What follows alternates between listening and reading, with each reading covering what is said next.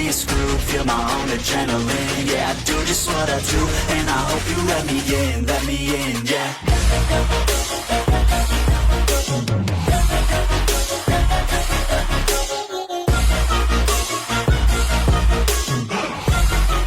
Hello and welcome back, fellow anime lovers, to Cypherfics. I am delighted to have you join us once again in the world of fanfiction and fantasy.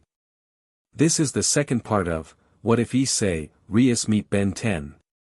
Special note, this fanfic is written and a masterpiece of Dragneel Giant 96 on fanfiction.net. Do check and support the author too. Now smash the like, share and subscribe button for more. Also press the bell icon so that you never miss such great parts. Thanks for the introduction. Now let's dive into the world. Kuo bus station, the next day. It was a appealing Saturday morning, Ben thought, as he stood just outside the bus station where he had agreed to meet up with Julie before they made their way into town. As he leant against a wall, hiding in the shade from the blazing sun above him, he gave himself another quick check, straightening out the green jacket he now wore.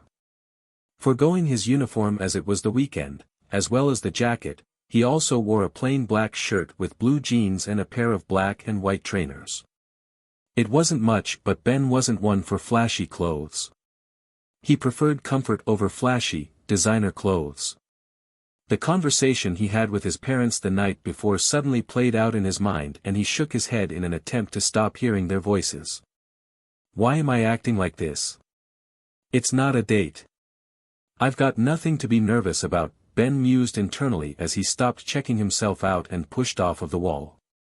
The gentle breeze blowing through suddenly picked up abruptly for a second, and a piece of paper flew into Ben's face, taking him completely by surprise. What the SHT? He gaped as he reached up and pulled the paper away from his face. He looked down at what had just struck him and examined it. It was flyer, that much was clear from its design, but he had no clue what it was trying to advertise. Etched into it, taking up most of the flyer, was an intricately drawn red circle with strange language he had never seen before scrawled within its lines and patterns. The only other words he could see, written in Japanese this time, were scrawled underneath the circle. We grant your wish. The F, he muttered as he looked down at the strange flyer. He flipped it over briefly to see if there was anything written on the back to explain what it was, but was only met by a blank. What is this trying to sell? He muttered to himself as he flipped it back. He stared at it for a few seconds, but nothing new came to him. Must be a dud, he thought as he scrunched up the paper in his hands and looked around for a bin to chuck it in. Hey there, Ben, a voice called out behind him. Ben turned around, stuffing the crumpled flyer in his jacket pocket as he did so, and saw Julie approaching him. Hey, he replied with a friendly wave as he saw what she was wearing for their day out together, a bright pink jacket that covered the plain black shirt she wore underneath. Accompanying this, she wore a white miniskirt and a pair of white tennis shoes. You look nice. Julie brushed a lock of hair back behind her left ear while her cheeks reddened slightly at his comment. Thanks. You look nice too, she replied shyly.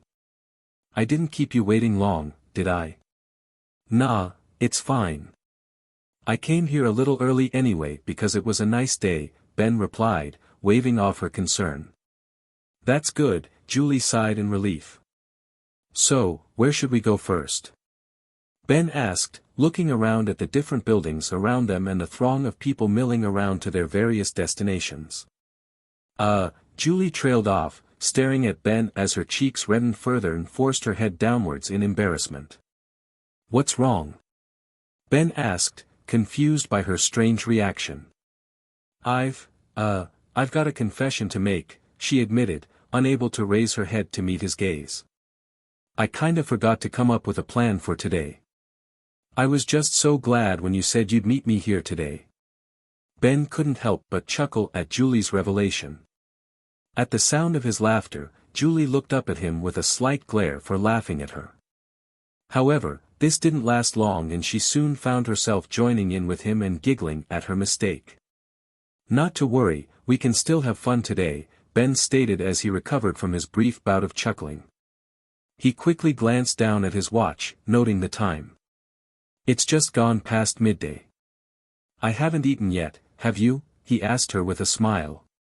Julie shook her head slightly. Not yet, she replied quietly.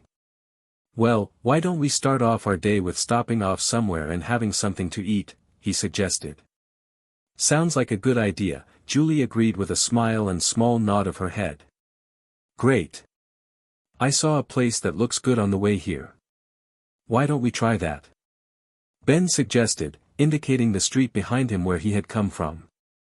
Julie agreed to his plan and followed beside him as he headed back down the street in search of the small restaurant he had passed when he arrived. They found it pretty quickly and went inside, Ben holding the door open for Julie as she entered, finding an empty table by the window and sitting down opposite each other. After they gave their drink order to the waitress who came to serve them, they had a glance through the menus lying on the table. As he looked through it, he was pleasantly surprised to see a few special items on it that he never thought he'd see again when he left America, smoothies and chili fries. They were, hands down, his favorite food and drink and had been ever since he was first introduced to them while on a RV trip with his grandpa a few years ago while they were living in Bellwood. After placing their orders, they spent their waiting time drinking their chosen drinks and chatting, mainly about school and questions each of them had about homework they'd been given for the weekend. Their chat eventually ended up with Ben telling Julie more about his life. He had no idea how he was able to be so open with her. He had never opened up this much to anyone other than his family yet. For some reason, he felt like he could tell her anything. Their brief conversation was put on pause when their food orders had finally arrived. Ben had, of course, chosen a portion of chili fries for his lunch while Julie had opted for a small burger as her choice. They thanked the waitress for bringing their meals and slowly began to dig in. As it was only midday and they expected to be walking around for a few hours, they didn't want to fill themselves up on food before they even started. So what was it you ordered again? Julie asked as she tucked into her burger. Ben swallowed the mouthful he had before answering her. Chili fries, he declared plainly, taking a large sip from his smoothie. I've loved them since I was about 10 years old, not long after I started living in Bellwood. Are they good? She asked curiously, looking down at the plate before him. They're delicious. Want to try some? He asked, pushing the plate towards her a little. Are you sure? She asked tentatively. When he nodded at her in invitation, she took some from his plate and ate it. She chewed it for a while as she took in its unique combination of tastes before her face changed from a look of curiosity to one of poorly hidden distaste and quickly took a large gulp of her drink to wash away the taste. They're not for everyone though, I guess. Ben sighed with some disappointment in his voice, a little put down that she had reacted that way to his favorite food. The two of them went back to their own meal and continued chatting, putting the chili fries incident behind them. Sometime later. Once they were finally finished with their meals, they paid for their food, thanked the waitress again for the service and left the restaurant in good spirits, heading off in a random direction.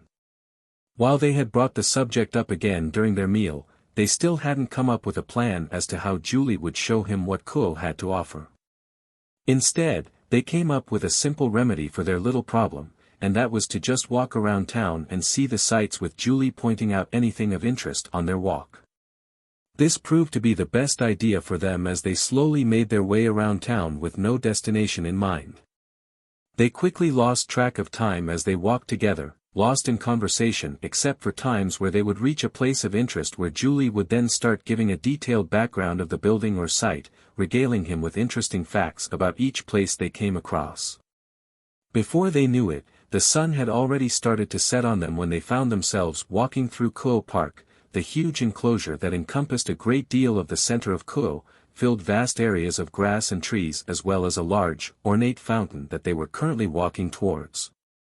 They stopped when they reached the fountain and Ben simply stood and watched the cascade of water spurt out of the intricately carved statues residing in the fountain center. He found the sight oddly tranquil and became lost in the simple action of the water display before him.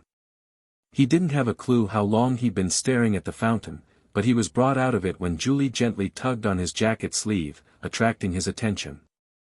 He turned his head to see her smiling warmly up at him. "Thank you, Ben," she said timidly, her cheeks reddening ever so slightly. "What for?" Ben asked as he turned to face her properly. "For agreeing to spend the day with me today. It means a lot that you did that." "Don't mention it," Ben waved her off with a smile of his own. "I had fun today. Thank you for inviting me out today. I learned a lot about this town and I reckon I can find my way around most of it now, and that's all thanks to you." Julie blushed at this. "Don't mention it," she mumbled cutely, hiding her face from him by looking towards the ground again. "It wasn't much. Don't belittle yourself. The council is lucky to have you," Ben told her kindly, placing a hand on her shoulder. "Thank you, Ben," she murmured so quietly that Ben almost missed it. "Is there something I can do for you to say thanks for today?" Ben asked honestly. If there was something he could do for her to say thanks for what she did, then he'd do it if he could.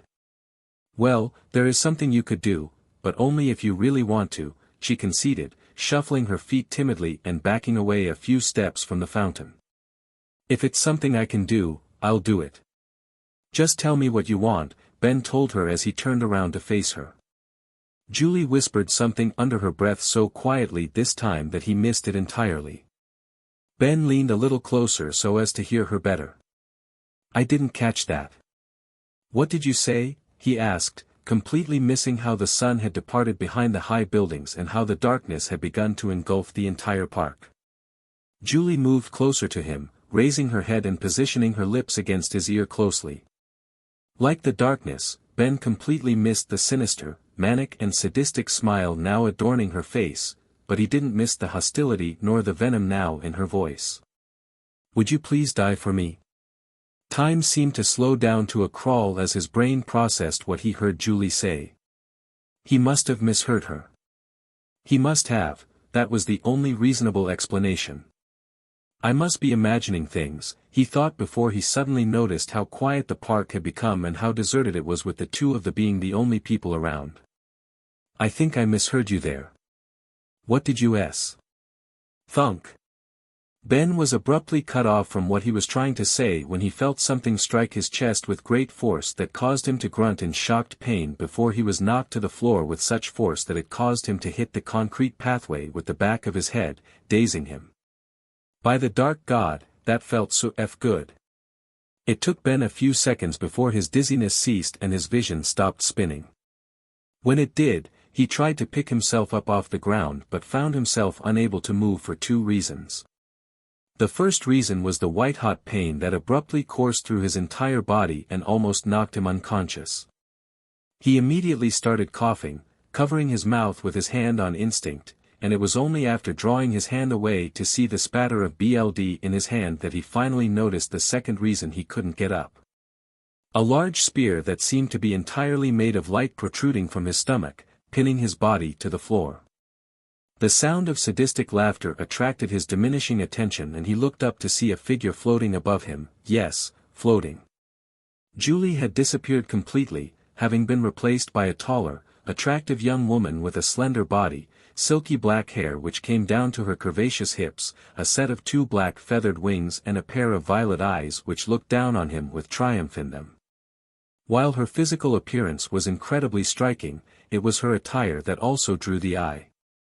It was composed of black, strap-like leather objects that secured around and under her large melons, a thong-like piece of similar material which was held around her hips by three more thin straps, black gloves that ran up her arms, secured around her forearms with small lengths of chains dangling from them, shoulder guards with three large spikes protruding from them adorning her shoulders, and black thigh-high heel boots.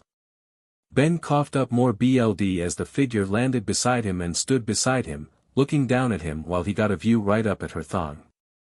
If it weren't for the fact that he was coughing up blood and his stomach had just been impaled, he would have been reacting very differently to the sight before him, a sight which only got more intense when she crouched down so speak to him. "F hell, kid!" Julie exclaimed with a manic grin on her face. "You no idea how hard it was to stay in character for so long. I almost lost it a few times today, just so I could get over this farce and deal with you sooner. Ben may have answered her, had his mouth not been slowly filling up with blood that trickled out from the corner of his mouth. Instead, he slowly brought his left arm up and took a weak hold of the spear protruding out from him. I mean, hell, kid. I didn't realize how tedious humans were, and your life was so, boring. I must commend myself on how well I was able to stay in cover with just listening to your bloody life story. She pulled out a talisman from between her large melons and examined it. Ben strained his eyes to look at it as well. He could vaguely make out that the jewel had lost its shine, as if it were empty or hollow. And this?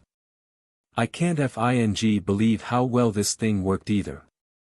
Those dumb Gremory and Citri beaches could sense me at all, nor their weak servants, not even when I right in front of them. Ben tried to fight through the pain and say something but found all he could do was cough violently. Julie sneered and tilted his head away from her as he released the pool of blood in his mouth. Once he had finished his coughing fit, she turned his head back to look at her. You wanted to say something, she scoffed, her smile broadening at the sight of him. Why, he gurgled as his mouth began to quickly fill up again. You want to know why I did this? Well, at first, it was because my MSTR ordered me to kill you, and I will always carry out his will and do whatever he commands. After today, though, I would have gladly killed you even if nobody ordered me to. Ben couldn't stop the tear that trickled down his cheek at her words. Julie noticed this and captured the tear with her index finger, catching it midway down his cheek and sticking her finger in her mouth and chuckling sadistically. Ah, what a delicacy. I'll be sure to remember this kill for a long time, she chortled venomously as she stood up and unfurled her black wings. See ya, kid, she laughed as she took off into the night sky and disappeared into the darkness. As soon as she disappeared out of sight, the pressure around the park seemed to instantly dissipate and the darkness became more natural, if that made any sense. Cough cough cough, Ben blurted out as more blood was projected out from his mouth as he felt his body start to die. He tried in vain to tug at the spear lodged in his intestines to no avail. This, hurts, so much. As his strength continued to leave him, Ben found himself unable to lift his arm anymore and, unable to move his head anymore, felt his hand slide across his chest and fall to his side. As it slid off his chest, it dropped on the strange flyer that had fallen out of his jacket pocket and lay in his blood which continued to pool out of him, though he didn't register it from the loss of feeling in his arm. As his number of breaths remaining dwindled, Ben could only look up at the darkening sky as his thoughts inadvertently turned to his family, his mother, his father and his sister. He was never going to see them again. He didn't want to die. He wanted to live. Please cough cough help me. Cough I don't cough want to die. Ben pleaded desperately, his voice barely rising above a whisper. These were the last, blood-soaked words he uttered before his vision darkened and he lost consciousness. As Ben lost consciousness, a crimson-red magic circle formed a few feet from his body and a bright red light suddenly illuminated the surrounding area of the park. From the center of the circle, a female figure materialized from their teleportation spell, their back facing him. The crimson-red hair which cascaded down the new arrival's back and stopping at her waist revealed her identity, Rias Gremory. I have answered your summons, she declared formally, placing her hands on her hips as she announced her arrival. Confusion adorned her face when she saw where she had been summoned and looked around the deserted park that seemed unnaturally quiet. As she looked around to see who had summoned her, her defenses were up in preparation for an attack. She considered teleporting away when nobody announced themselves but stopped when she looked behind her and saw the body of the boy who had been such a mystery to her. The thing that stuck out to her at first glance was the light spear that was protruding from his stomach, watching it as it vanished, leaving a gaping hole in his stomach. The blood that had been pooling around him had slowed down a lot, highlighting how close he was to death. She scowled at what it meant seeing the light spear. While technically both angels and fallen angels could use light weapons, angels hadn't left heaven for a long while and wouldn't bother coming to a small town like Kuo.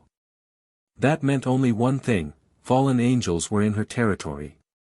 Anger brewed inside her, both at the notion that there were fallen angels wandering around freely in her territory, and that neither she nor Sona were able to sense them. She knelt down by Ben's head and placed her hand on his shoulder as she felt his life force diminish. She felt sorrow that he had been murdered in such a manner and left to die alone. A thought crossed her mind as she looked down at Ben's bloody body. They must have killed him for a reason. What was it, though, she wondered.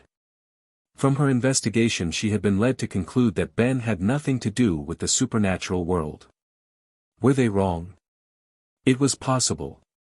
If fallen angels were able to sneak around Kuo completely undetected, then it was possible that there was something about him they missed. Unfortunately, there was nothing she could do to find out now except for one thing, and it caused her to hesitate. Should she risk using one of her precious evil pieces to resurrect him? If she were wrong, she would have wasted a piece at a time when she couldn't afford to be wasteful. She looked back down at Ben and, perhaps in a moment of weakness or instinct, she wasn't sure which, she made her decision. "Don't worry. I'll grant your wish," she stated to his corpse as she prepared herself for the resurrection ritual she was about to perform. "I will save you. Would you please die for me?" Thunk. Ben woke up with a start and sat upright in his bed, his breathing heavy and sweat covering his body from the nightmare he just woke up from. He brought one hand up to feel the area around his stomach where he had been impaled in his nightmare while he ran the other one through his hair as he calmed himself down. "What the F? I've never had a dream like that before," he muttered to himself as his dream played out again in his head. He hadn't been with the titanic creature this time. It had just been him on his own this time, and the fact that he had been attacked in the dream and it felt so real was what concerned him the most. He looked over at his alarm clock and saw it was coming up to 8 a.m. He switched off his alarm, which just so happened to be set to the same time, and pulled himself out of bed.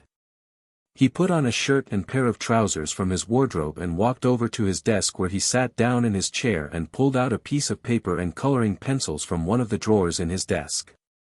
Once he had all he needed, Ben started to draw the image he saw in his head as part of his coping mechanism for when he had such vivid dreams. Why was this one different, he wondered as he sketched out the picture with his pencil. Please God, don't let it mean. Zap. Eric. Ben gasped at the sudden sharp blast of pain that just struck his head, clutching his head instinctively as the pain slowly subsided. What the F was that? He hissed as the pain slowly went away. It felt like 1,000 hot knives just struck his brain for no apparent reason.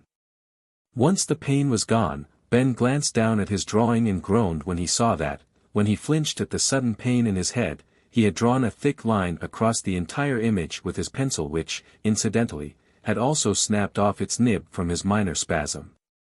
SHT, he groaned as she scrunched up the ruined picture and threw it in his wastepaper bin and rummaged through his desk drawer again, this time for a pencil sharpener. As he sharpened his pencil again and started drawing from scratch again, he tried to figure out what caused the sudden headache but couldn't figure out what caused it. He started a new drawing and spent the rest of the morning working on it, putting more detail into this image than the others before. He couldn't explain it, but this dream had been the most realistic one he'd ever had since they first started happening.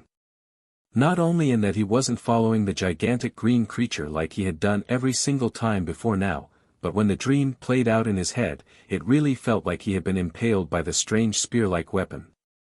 His hand reached down to clutch the spot where he felt the phantom pain. To put it in comparison, Ben likened it to the phenomena he had read about amputees where they say they could feel the limb even though it wasn't there anymore. He got so absorbed in his drawing that when he had finally it and added it to his scrapbook of similar images, he next looked back at the clock and was surprised when he saw that it was already past noon.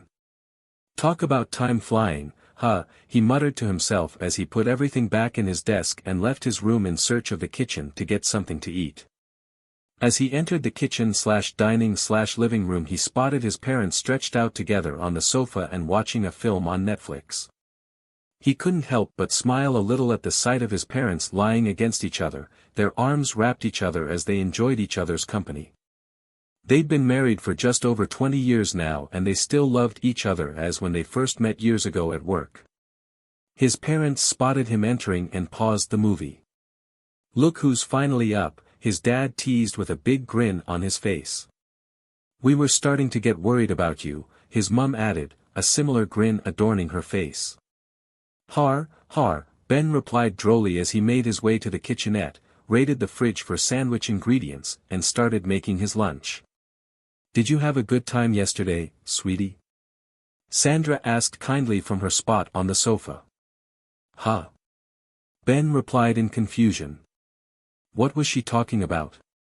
"You know. Your day out in town with you not girlfriend friend," his dad chimed in. As if being the magic words, as his dad said this, Ben was bombarded by images of yesterday and his day with Julie. "Oh yeah," he responded, scratching his head as the images flicked through his mind, meeting Julie in front of the bus station, having a meal at a local fast food restaurant and their walk around Kuo where she showed him the sights as they passed them. "Yeah, it was fun, I guess," he mumbled as he continued to play out yesterday in his head.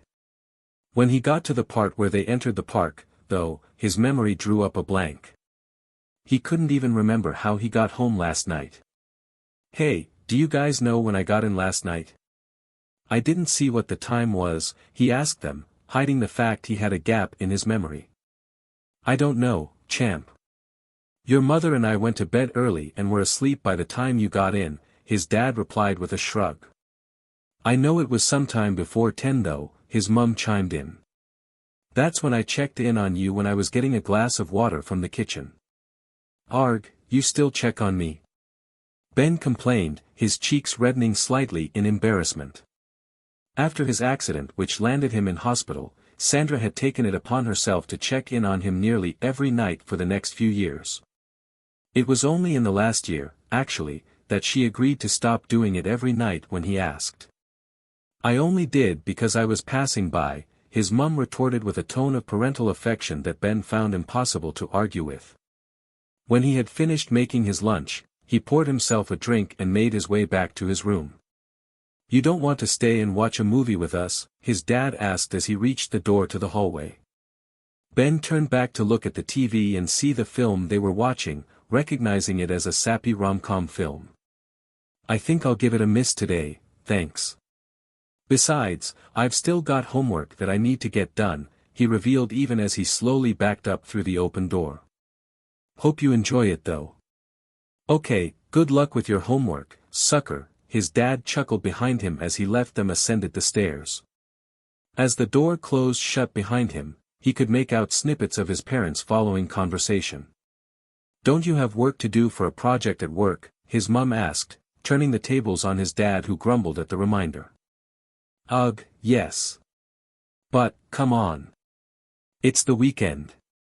I don't want to think about work right now. I'm just saying. Don't give Ben grief for doing his homework. He's being responsible, unlike somebody else I can think of." "Are we watching this movie or what?" he heard his dad retort, quickly changing the subject. Ben smirked at his parents' antics as he re-entered his room. A few hours later. "Gah! What's wrong with me?" Ben groaned as he pinched the bridge of his nose, not for the first time, and pushed away the books and papers before him before leaning back in his chair. In the last few hours since he returned back to his room, a headache had been growing to monstrous proportions and it was steadily making it harder and harder to concentrate on his homework. He glanced over at his clock and saw that it had just gone 4:30. He then looked out of his window and to see the mid to late afternoon sun still hanging in the sky. "I need to get some air," he declared, rising from his desk, grabbing his jacket which was hanging off the back of it, and leaving his room and heading back downstairs. He popped his head back into the living room to see his parents had fallen asleep on the sofa while clearly in the middle of a binge-watching a Netflix series on TV. Not wanting to wake them up, he pulled out his phone and sent his dad a message telling them he was heading out for a walk and would be back later and left them alone as he headed to the front door. Once outside, he put in his headphones and played one of his favorite playlists on his phone as he headed off down the street.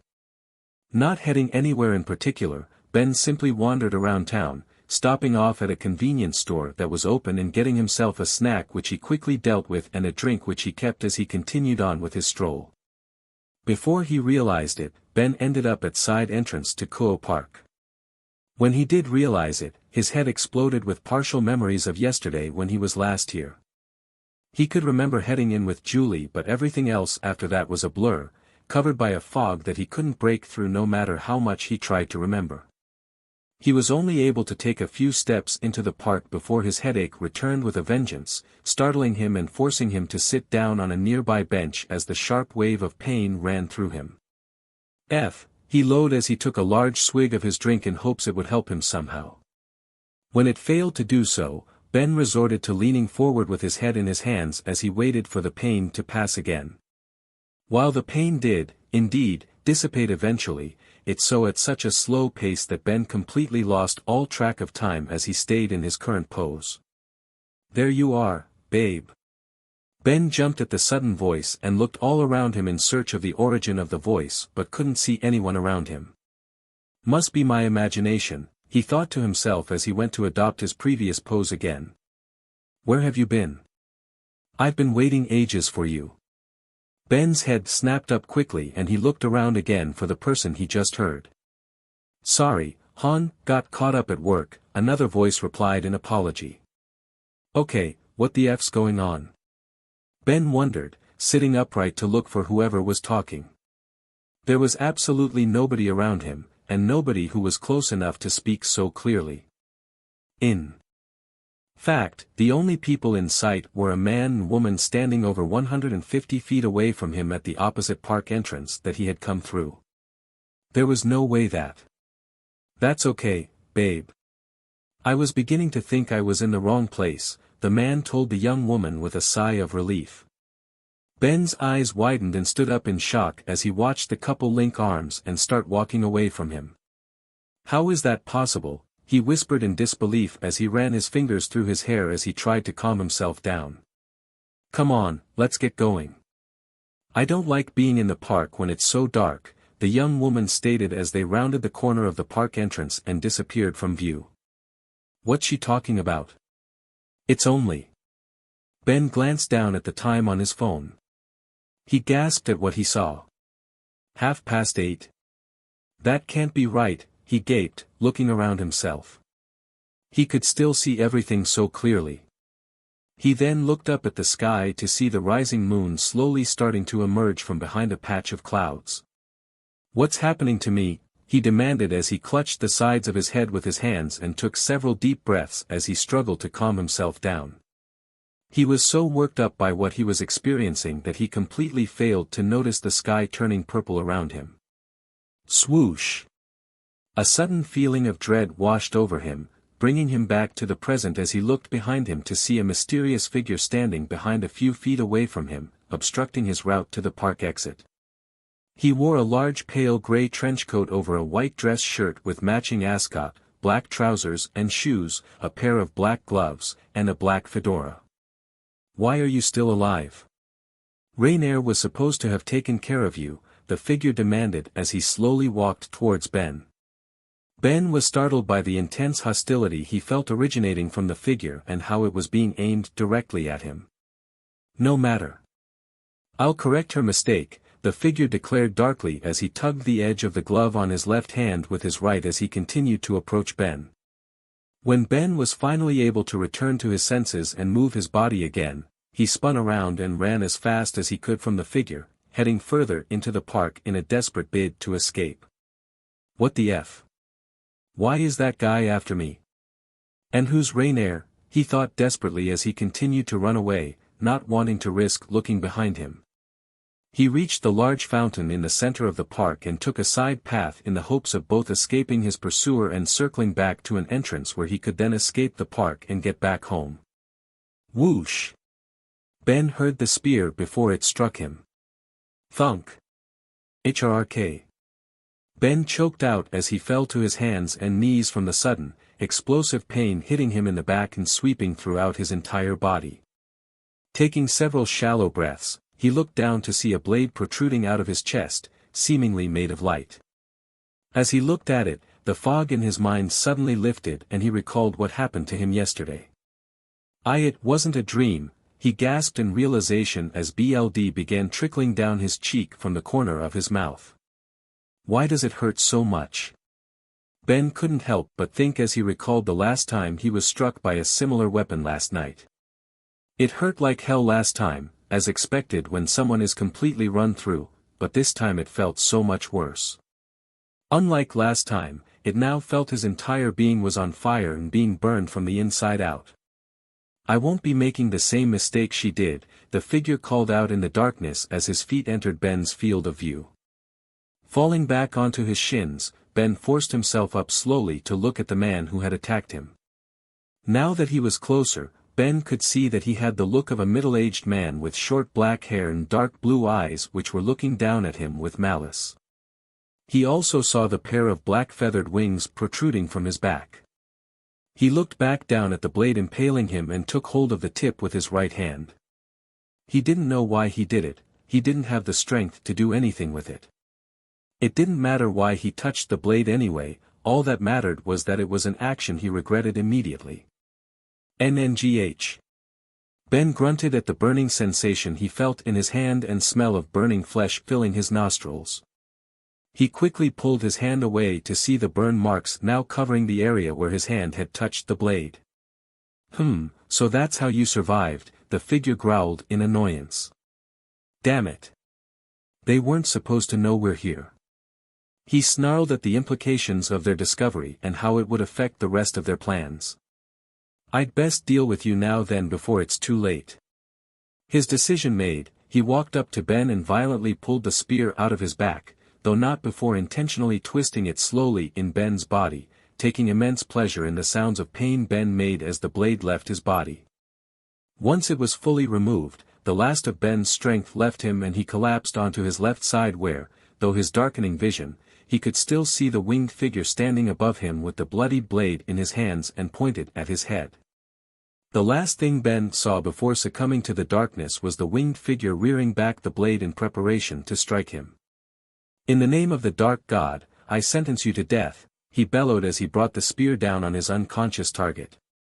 Just before the blade struck Ben again, a blast of red light arced towards the figure and struck his arm wielding the light spear, engulfing both the blade and his arm in a small explosion. Boom! The light and smoke disappeared to reveal the weapon had been destroyed along with part of the right sleeve of the trenchcoat, leaving the figure's arm badly burned. Gah! The figure grunted in pain as he spun around to face the one who attacked him. He found them when he saw them standing in the middle of a crimson magic circle that had teleported them to that spot. Leave him alone, fallen angel, Rias ordered fiercely as she raised her hand up to him, ready to fire another bolt if necessary. Standing beside her on her left was her queen and vice president, Aquino, and on her right stood a short, white-haired girl who wielded a pair of black fighter's gloves. The fallen angel collected himself and bent down to pick up his fedora which had been knocked off his head after Rias' attack, dusted it off with the back of his hand and placed it back on his head again. Good evening, Lady Gremory, he quipped with a hollow smile and false politeness before looking down at Ben again. I had no idea this boy was part of your household. Please accept my apologies, I stumbled upon him and, believing him to be a stray devil, I attacked him as it goes against my nature to let something as dangerous as one of those run loose around the place. You should take more care when it comes to controlling your servants, they may run into someone less considerate than myself and... Silence. Rias ordered as she walked towards Ben's unconscious form with Aquino and the white-haired girl beside her. As they approached Ben, the fallen angel had backed away from him, hiding his anger at their untimely interruption. You can stop spouting that nonsense, right now. I don't believe for a second that you just so happened to come across him. Now, what are fallen angels doing in my territory and what interest do they have with this boy? Rias barked. Firmly, determined to find out what they were scheming. The fallen angel dropped their false smile and swapped it for a malicious sneer. Why would I ever reveal our plans to the enemy, he retorted as he unfurled his wings and took flight into the night sky. The dark gods shall be carried out by the faithful. My name is Donasek and you'd better stay out of our way. With a few flaps of his black wings, Donasek was gone and the night sky returned to normal as the magic barrier was released. Once they were sure he was gone, Rias immediately knelt down beside Ben and began using magic to stabilize him while the other two stood guard. She worked on him in silence for a few seconds before it was broken by Aquino. Dark God? You don't think he was talking about Azazel, do you? She asked with concern in her voice. If the leader of the fallen angels was now claiming to be a god, then it could start up another great war between the factions. No, Rias answered with certainty and a slight shake of her head. If it were true and Azazel was claiming to be a god, then my brother would know about it. No, I do believe we are looking at a group of renegade fallen who have found a new MSTR to serve. Great, the white-haired girl muttered dryly. But why do they want to kill him so much? Aquino asked, gesturing to Ben whose breathing was slowly steadying from Rias' magic. I don't know yet, Rias admitted with a heavy sigh, wondering if their determination had anything to do with the shocking discovery she made during his resurrection process. We won't find anything out tonight anyway. Besides, he's going to need a lot of healing. Let's get him home, I'll be to patch him up better there. Green flames. That's what Ben found himself surrounded by. When he first found himself surrounded by the green flames, he'd been fearful at first until he discovered that, while the flames were close enough to lick his body as they burned brightly, he felt no pain from them. In fact, he couldn't feel any heat coming from the flames despite the size and intensity of the flames around him. As he wondered why he was there, the huge flames before him parted to reveal a familiar creature, the gigantic, emerald green being standing before him looking away at something that Ben couldn't see. He'd never had this dream before and wondered where this dream would take him this time, that is until the huge creature turned its huge head and locked eyes with Ben. As he looked up at the beast, Ben felt his entire being vibrate intensely, as though he was staring into the eyes of something forbidden, something that no being should be able to see. He continued to stare into its eyes, unable to look away, and watched as it opened its jaw widely and emitted a deafening roar that caused the huge flames to flicker and seemed to warp the whole of Ben's dreamscape. There isn't time to waste. A powerful voice roared in his mind with such intensity that it forced him to cover his ears. You must awaken. Ben's eyes opened and he winced at the thin line of bright early morning sunlight piercing through the side of his curtain and hitting him squarely in the eyes. Closing his eyes to shut out the blinding light, he reached over blindly and pulled the curtain closed, blocking out the invading light. When he opened his eyes again, he was relieved to see the light was gone and he could see again. As he was now awake and his arm was already outstretched, he also reached over and turned off his alarm clock before it could start deafening him. Once he'd done that, he released a sigh of content and lay back down in his comfortable bed, wiping the last remnants of sleep from his weary eyes as his mind played back the dream he just had. Is it strange to say I'm glad he's back, he wondered internally, referring to the huge creature that had been absent from his last few vivid dreams. His mind particularly noted how the creature had looked directly at him. It's the first time you've looked directly at me, though, he added as an afterthought, wondering what it meant, or even if it meant anything at all. He absent-mindedly brought both his arms up above him as he stretched before spalling them out beside him. A contented sigh muttered beside him. He slowly turned his head to his left, only now noticing the noticeable mound beside him. Sitting upright in his bed and steeling himself, Ben gently pulled off the duvet, his widening at what was underneath. There were two things that he instantly registered at the sight before him. The first was that he was sharing his bed with a stunningly appealing young woman with long red hair which fell across most of her upper body, highlighting her beauty even further, and fell across her large melons in such a way that it looked like they'd been framed to highlight them. The second thing that Ben immediately noted about his surprised sleeping companion was that she was wearing absolutely not a single scrap of clothing on her person.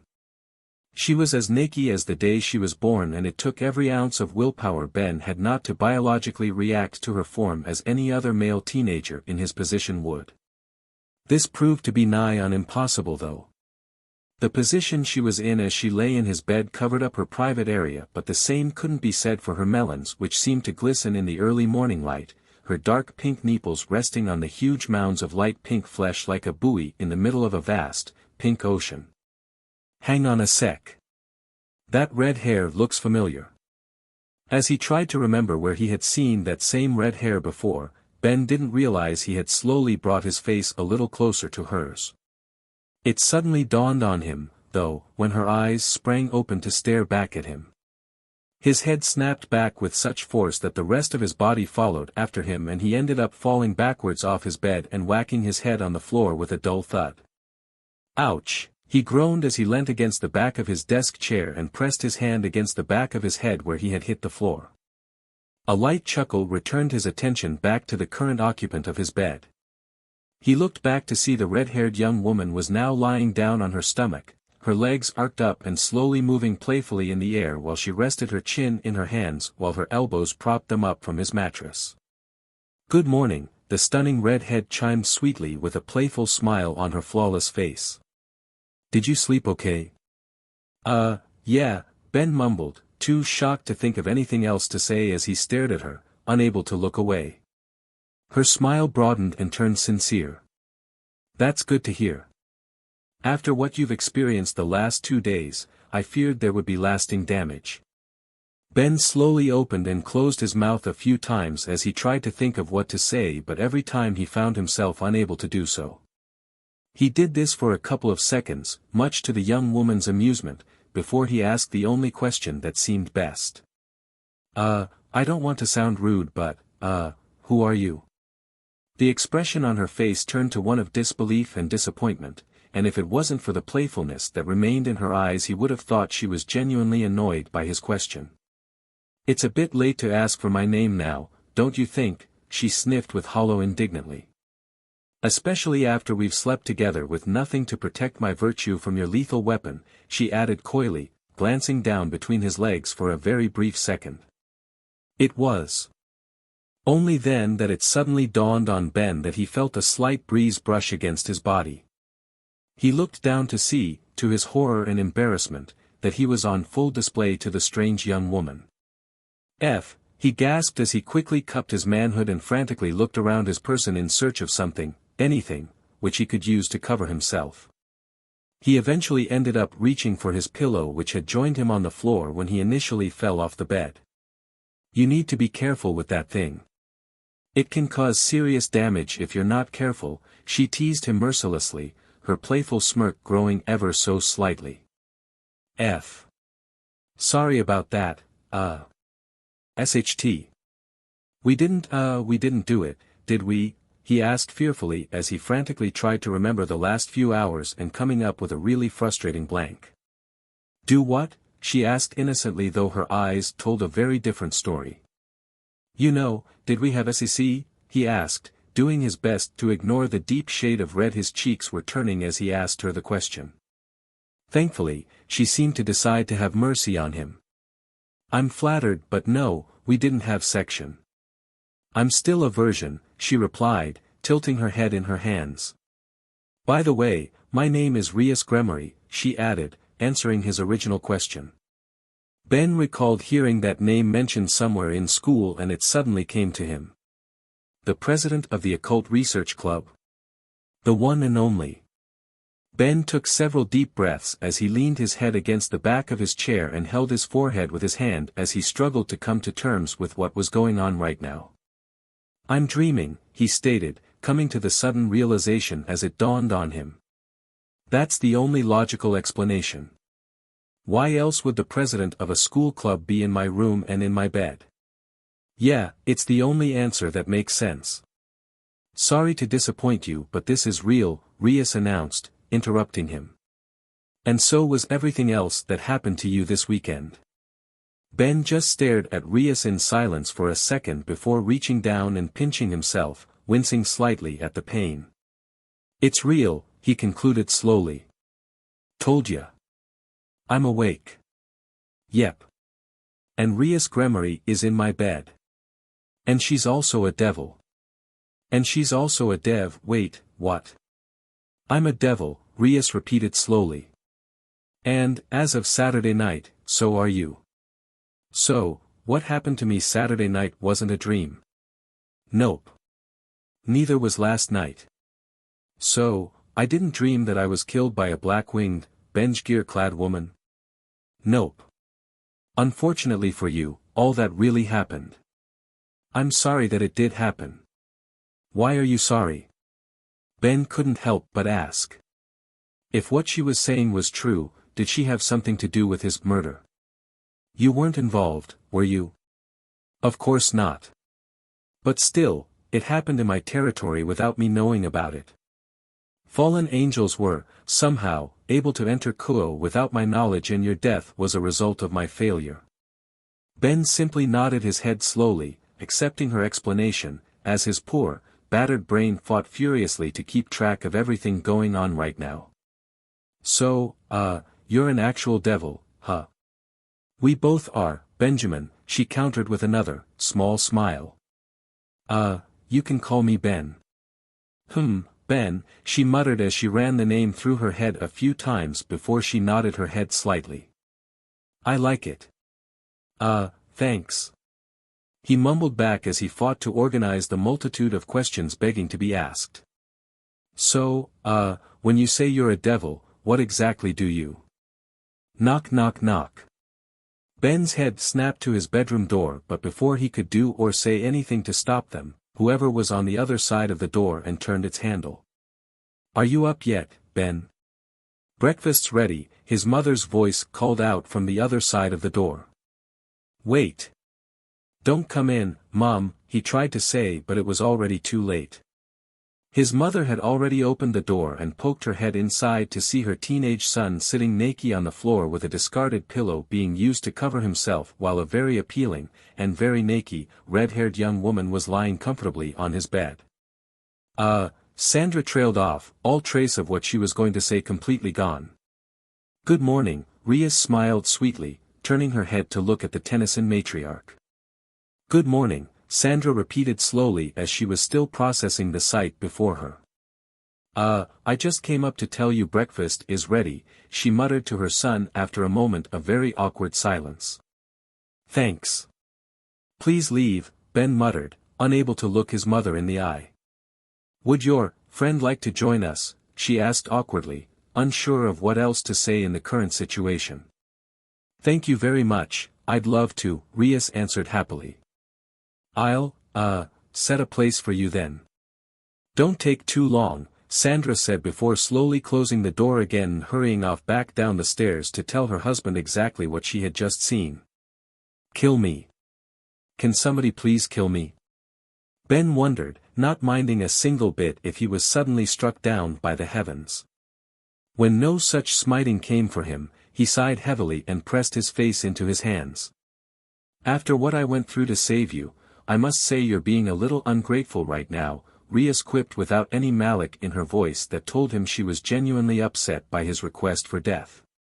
Sorry, Ben mumbled instinctively.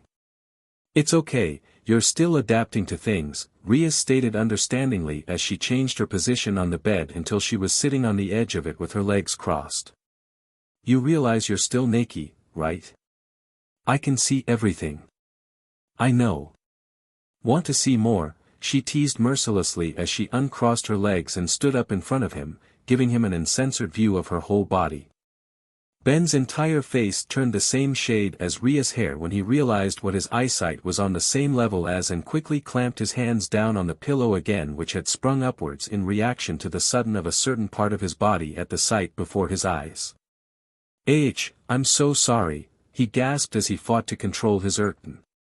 Don't be, I'm flattered, Rias retorted coyly as she walked closely past him and stopped by the pile of neatly folded school uniform and black-laced lingerie which she slowly began to put on, though not before glancing over at Ben and keeping eye contact with him as she put on her panties and br. Could you give me a hand with this, please? Rias asked sweetly, moving her hair away from her back to show her unhooked BR resting against the flawless canvas that was her slender back. Sure. Hang on a sec, Ben mumbled dumbly as he reached for the closest pair of boxers to him and quickly put them on. They did very little to hide his bulging erkton, but there was little he could do for it right now, and simply pulled himself up off the floor and moved over to Rias, where he fastened up her BR for her. "By the way, how is your stomach?" she asked once he was done with her BR and she began putting on her school shirt. "My stomach?" Ben asked in confusion, his mind short-circuiting and unable to work properly. "Yeah, where you were stabbed twice in the course of 2 days," Rias clarified, looking over her shoulder as she asked. Ben reached down and placed a hand on the area of his stomach where his memories told him he had been stabbed twice. He looked down to see there was no evidence at all that such violent acts had ever been performed on him. "It feels great. Actually. If what you say is true, then there's no way I can tell." "That's good to hear." "It's amazing actually," Rias conceded as she moved on from her shirt to put on her skirt next. "How come?" "You were stabbed by a light weapon twice, once when you were human, and again when you became a devil. By all accounts, it should have taken a lot longer to heal your body after that sort of damage, and even then, it would have still left a scar. For you, though, not only did only take a single night to heal you, but you also don't have a scar after being healed." "Oh, that's good, right?" "It's incredible, actually. If I didn't know my risk paid off when I resurrected you, then that ability alone made you worth it." "Why, what happened when you resurrected me?" Ben asked as he pulled a fresh school shirt out of his wardrobe and started putting it on. That's a story for later," Rias teased as she finished fastening her uniform's black shoulder cape, the final part of her uniform, and turned back to face him. "For now, we'd best head downstairs and join your parents." "SHT, I forgot about that," Ben moaned at the prospect of the forthcoming conversation that was waiting for him downstairs. That's not the only thing you forgot about," Rias added coyly, casting a quick glance downwards before turning back and leaving his room. Confused by her last comment, Ben looked down and cursed loudly when he saw that, not only had he not put on his trousers yet, but he was still sporting a huge erkton from when he saw Rias in all her naked glory. He exclaimed as he reached into his wardrobe for a fresh pair of trousers and quickly put them on. He cursed again when they did little to hide his bnr, but there was nothing else he could do right now. As quick as he possibly could, Ben put on a pair of clean socks, picked up his school bag and rushed out of his bedroom to join Rias and his parents. In the short journey between his bedroom and the kitchen, Ben wouldn't have minded a bit if he was struck down by whatever divine being was controlling his fate. That way he wouldn't have to deal with his parents. "I'm so sorry, my dear. What did you say your name was?" Ben's mother asked quietly, trying her absolute best to stay a hospitable host, even if it was to an unexpected guest, yet she couldn't help but ask her question as she must have misheard the answer she was given. Needless to say, today's family breakfast gathering was an extremely awkward affair for Ben's parents and an incredibly embarrassing one for him. He entered the kitchen area to see his parents were sat down on one side of the table while Rias was sat opposite them and drinking a cup of refreshing morning tea with elegance that was only seen from nobility.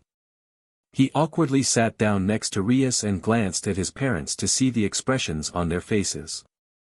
From what he could make out from the outside, they were extremely shocked at the appealing red-haired young woman sitting at their table. When his dad glanced over at him, Ben couldn't help but avert his eyes and concentrate fully on the plate of toast in front of him, doing his best to ignore the feeling of his dad's eyes boring into him.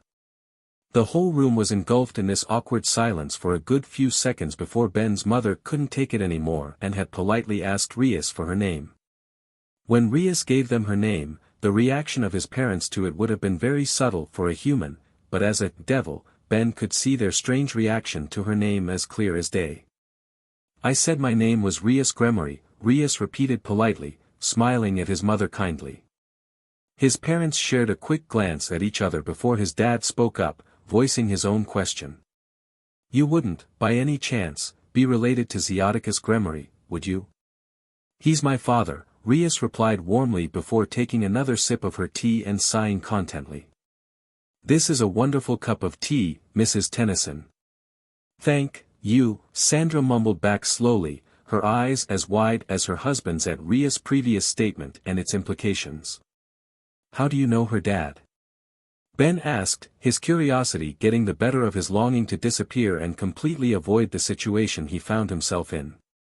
He's the CEO of the company your dad works for, she clarified for him. Me too before I left to raise your sister and you. Even Ben's eyes widened at this, joining his parents.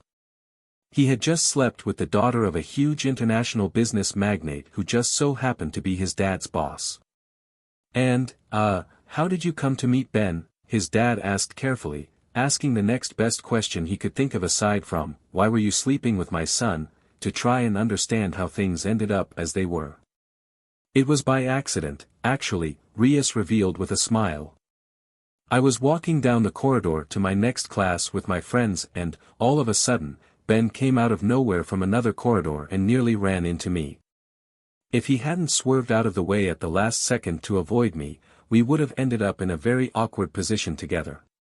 He apologized quickly and ran off before I could say anything to him, and I've been interested in him since then, she added with a light chuckle as she remembered their first encounter. Sandra glared at Ben in a way that told him that, had Rias not been in the room with them, she would have smacked him in the back of the head to scold him for almost running into someone and knocking them over because he wasn't looking where he was going. As Rias was there, though, she was stuck simply glaring at him sternly. So, were you the young woman who showed him around town on Saturday? She asked, changing the subject to try and connect the dots in the more recent events in her son's life. Ben gulped subtly and glanced at Rias in the corner of his eye, wondering how she was going to explain away what happened on Saturday. I was, she replied instantly and without any tell that she had just lied. I understood that he was a foreign student starting at a new school in a strange country. As someone who's been through that myself, I wanted to help him out where I could, so I offered to show him around town and help him settle in easier. Oh, my dear. You are too kind, Ben's mother stated with a grateful smile crossing her face. It was no trouble at all, Rias retorted with a slight shake of her head as she placed her empty cup back onto the saucer in her other hand and placed it on the table. I really enjoyed it. So, how did you end up, Carl started to say but trailed off, unsure how to correctly word his question. How did I end up spending the night here and sleeping naked together with your son? Rias completed his question for him. Carl only nodded slightly in response. Well, yesterday evening, I bumped into Ben again when he was out on an evening stroll and offered to join him.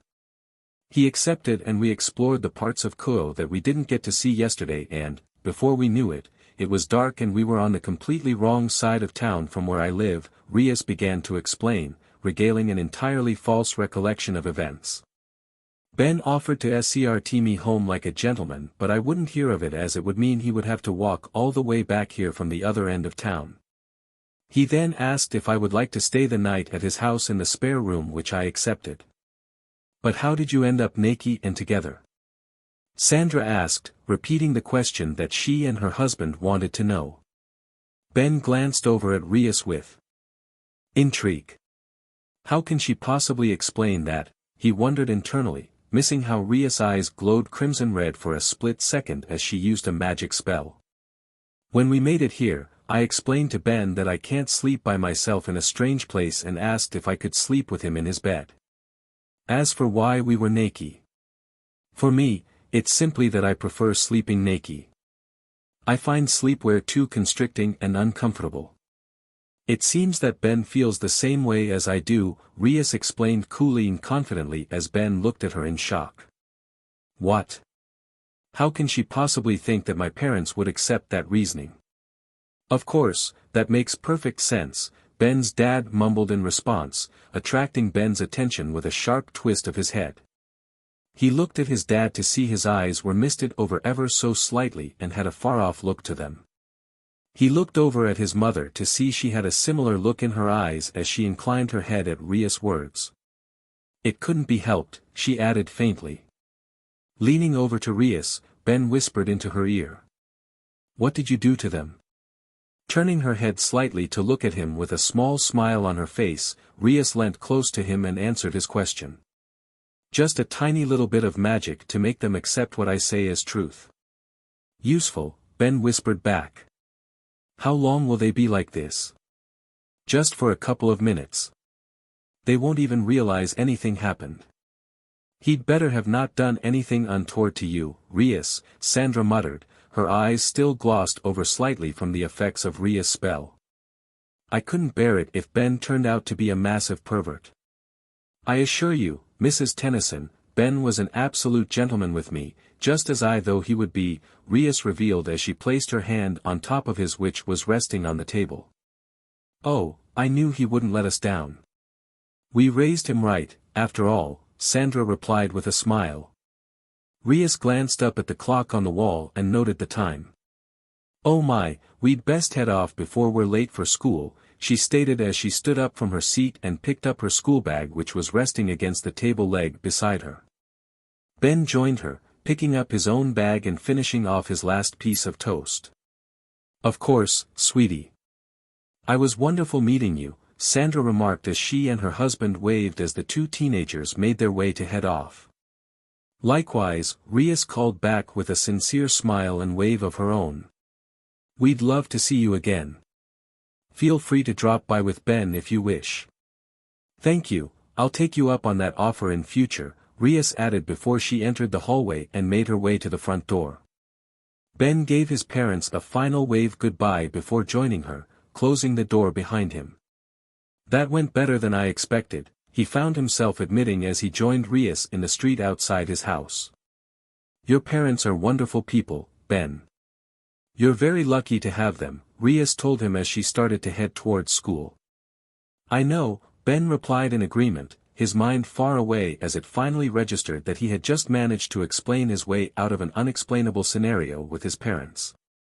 Let's get going then or we'll be late for school. At Rias' words, a fresh wave of concern and apprehension washed over him. School. How the hell can I explain why I'm walking to school with someone as popular as Rias? So alright folks, that's all for today. Stay tuned for part 3. Do subscribe, like and share for more such videos. Also check out the story and author Dragneel Giant 96 on fanfiction.net. Press the bell icon to be notified first on release. See you in the next video. Till then, goodbye.